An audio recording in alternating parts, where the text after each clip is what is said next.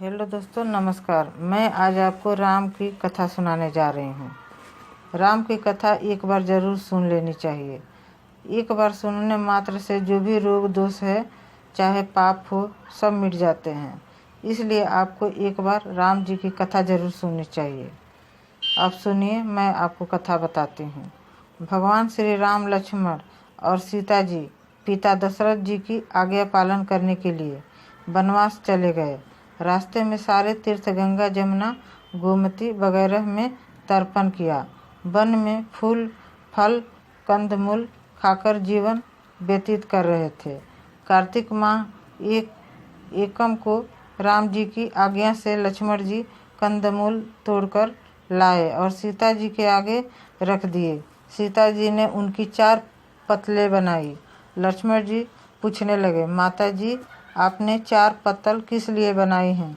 माता जी बोली, एक पत्तल राम जी की है, एक पत्तल लक्ष्मण जी की, एक पत्तल गौ माता की, एक पत्तल सीता जी की, राम और लक्ष्मण जी की, और अपनी अपनी पतले उठा ली और एक गौ माता के आगे रख दी। सीता जी ने वो अपनी पत्तल नहीं उठाई और ना ही गौ माता ने।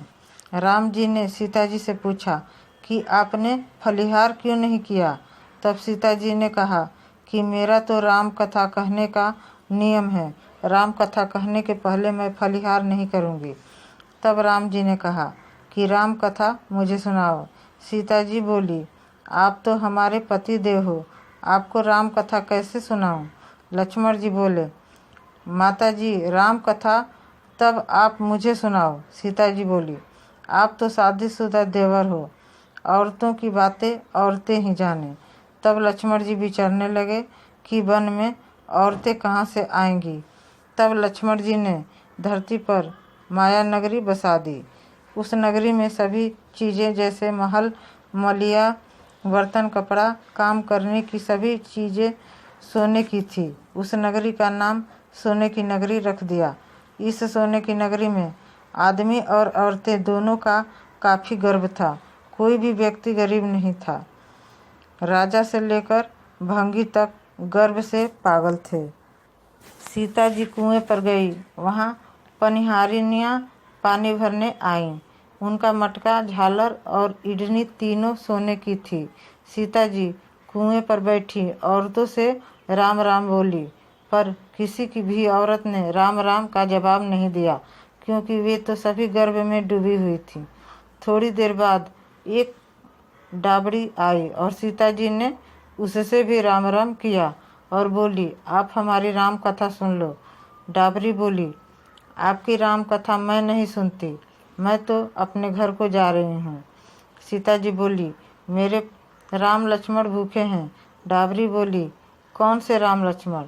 मैं तो घर को जाती हूँ, मुझे तो मेरी माँ बुला रही है। इतना कहकर डाबरी अपने घर को चली। सीता जी को गुस्सा आया। पूरी सोने की नगरी पीतल की हो गई। माँ ने पूछा, पूरा जेवर, मटका, इडनी सब खोटा कहाँ से कर लाई? डाबनी ने कहा, मुझे तो पता नहीं, मैं तो जो पहनी हुई थी वही ले आई हूँ। पर कुएं पर एक सुंदर सी तपस्विनी बैठी थी। उसने कहा कि मेरी राम कथा सुनो, पर मैंने तो ना कर दी। जिससे उसने कुछ टोटका कर दिया हो तो मालूम नहीं। माँ बोली, जाओ उसकी राम कथा सुन आओ। वो तपस्विनी नहीं है, वो तो सीता जी है। वापस जाओ, अपने घर में रिद्धि सिद्धि हो जाएगी। अपनी तो पूरी नगरी ही पीतल की हो गई है। डाबरी बोली, मैं तो वापस नहीं जाती। इतने में बेटे की बहू आई। उसने कहा, आपकी आज्ञा हो तो मैं सीता जी के दर्शन कर आऊँ और राम कथा सुन आऊँ। सासू बोली, जा बेटी, सीता जी की राम कथा सुन आ। गहना कपड़ा सब पीतल का ही पहन जा। बहू कुएं पर जाकर बैठ गई। खाली मटका पानी से भरे और फिर खाली करे। यह देखकर सीता जी बोली, आपके घर में कोई काम नहीं है क्या? बहू बोली, माता जी, मैं तो सब कार्य निपटाकर आई हूँ। तब सीता जी बोली, तुमने मुझे माता जी कहा, यह सुन मेरा मन खुशी से हर्षित हो गया है। अगर समय हो तो मेरी राम कथा सुन लो। बहू बोली, माताजी आप राम कथा सुनाओ, आपकी राम कथा सुनकर ही घर को जाऊंगी। चंदन चौकी मोतियों का हार, राम कथा हमारे गले का हार। राम ध्याऊं राम मनाऊं, राम कहे तो परदेश जाऊं। सीता जी ने कहा, तूने मेरी इज्जत रखी, भगवान तुम्हारी इज्जत रखेंगे। हमारी मृत्यु लोक में तूने सहायता की, तुम्हारी भगवान स्वर्ग लोक में सहायता करेंगे। सीता जी ने राम कथा सुनानी शुरू की। बहू राम कथा सुनने लगी। आओ राम बैठो राम, जल भर झारी लाई राम, किंकर की दातुन लाई राम, ठंडा भर जल भर लाई राम। सब परिवार पधारो राम, जुगला टोपी पहनो राम, कड़ा की लंगी पहनो राम, मक्खन मिश्री लाई राम, मक्खन मिश्री खाओ राम, स्वर्ण सिंहासन लाई राम, स्वर्ण सिंहासन विराजो राम, झालर टिटोरा लाई राम, झालर टिटोरा बनाऊं राम, शंख ध्वनि लाई राम, झुक झुक पाँव लागू राम, निरखता रोमन मोहे राम, शरण अपनी ले लो राम, दूध कटोरा लाई राम, सीता चरण दबाए राम, सुखवर सेज सोओ राम, झालर पंखा ढोलो राम, हमें राम तुम्हें राम, रोम रोम में बसो श्री राम, घट घट में विराजो राम, मुख में तुलसी बोलो राम, खाली बैठे क्या काम, जब बोलो जब राम ही राम, बोलो पंछी राम ही राम, पूर्ण होए जब सब काम, मेवा चिरंजी लाई राम, रुच रुच भोग लगाओ राम, खट्टा मीठा चखो राम, चरखा परखी लाई राम, चरखो परखो चखो राम, जो भाए सो ले लो राम, मन में धोखा रखना न राम। राम कथा पूर्ण हुई तब सीता जी बोली, आपने हमारी राम कथा सुनी, हमारी सहायता की, आपने हमारे भूखे राम लक्ष्मण को खाना खिलवाया, भगवान आपको सातों स्वर्ग का सुख देगा। सीता माता का आशीर्वाद ले बहू अपने घर जाने लगी। सीता जी ने अपने गले का हार उतार कर बहू को पहना दिया। बहू अपने घर सासू जी से बोली कि मेरा मटका सिर से उतारो। सासू जी बोली, ये बेटी हीरा पन्ना का गहना, कपड़ा और मटका, सिर का झालर, इडनी हीरा से झिलमिला रही है, ये सभी चीज़ें तू कहाँ से लाई? राजा जी सुनेंगे तो दंड देंगे। बहू बोली, मैं तो सीता जी से उसकी राम कथा सुनकर आ रही हूँ, उनकी कृपा से ये सभी हुआ है। सास बोली, ठीक है, रोज तुम राम कथा सुन आया करो। बहू रोज सीता जी के पास राम कथा सुनने जाने लगी।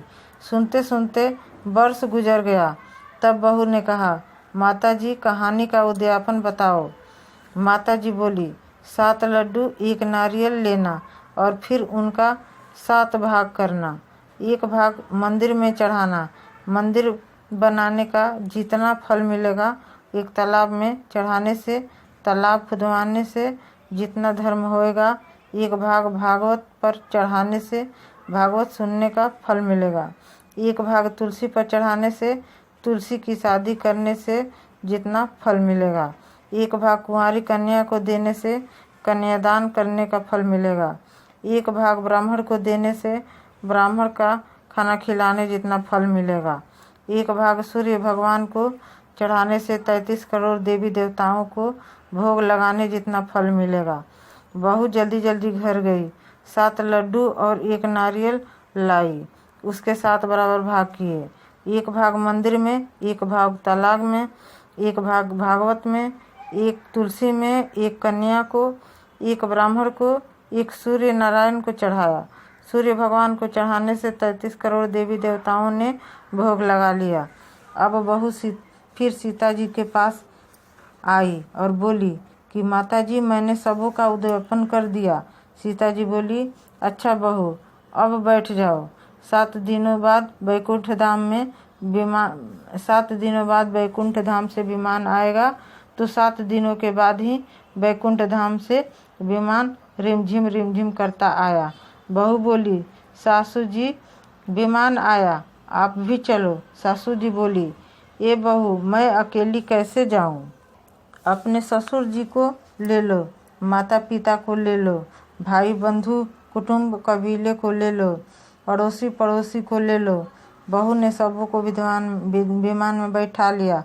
विमान फिर भी खाली रहा। इतने में ननद आई और बोली, भाभी जी, मुझे भी विमान में बैठा लो। माता जी ने देखा विमान में जगह ही नहीं है। बहू सीता जी को बोली, माता जी, हमारी ननद रानी को भी बिठाओ। सीता जी बोली, आपकी ननद घमंड में भरी हुई है। हमारा विमान कच्चे धागे से बना हुआ है, वह टूट जाएगा। ननद बोली, भाभी जी, मैं यहाँ अकेली रहूँगी तो सांप बिच्छू खा जाएंगे। भाभी जी बोली, आपकी करनी आप ही भोगो। हम अपनी करनी से सीता माता के साथ जा रहे हैं। इतने में बहू अपने पतिदेव के साथ विमान में विराजमान हो गई। यह देख नगर के सभी लोग इकट्ठे हो गए और पूछने लगे, बहू, आपने ऐसा कौन सा धर्म का कार्य किया है जो सीता जी के साथ विमान में वैकुंठ धाम को जा रहे हो?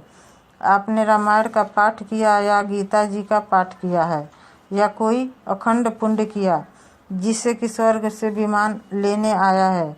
बहू बोली, मैंने तो केवल सीता माता जी के राम कथा सुनी थी, उसका उद्यापन किया। नगरी के लोग कहने लगे, बहू, हमें भी राम कथा सुनाओ। बहू ने सबों को राम कथा सुनाई। कथा संपूर्ण होते ही पूरी नगरी सोने की हो गई। बहू बोली, जो कोई राम कथा की 108 पुस्तकें बांटेगा, उनको भी उतना ही फल मिलेगा जितना बहू को मिला। सभी नगरवासियों ने राम जी की जय जयकार की। सीता जी ने सबों को विमान में बिठा लिया। विमान स्वर्ग के रास्ते चल पड़ा। स्वर्ग के 7 द्वार अपने आप खुल गए। प्रथम द्वार पर नगर देवता सामने आए। 7वें द्वार पर पार करने के बाद विमान स्वर्ग के नीचे उतरा।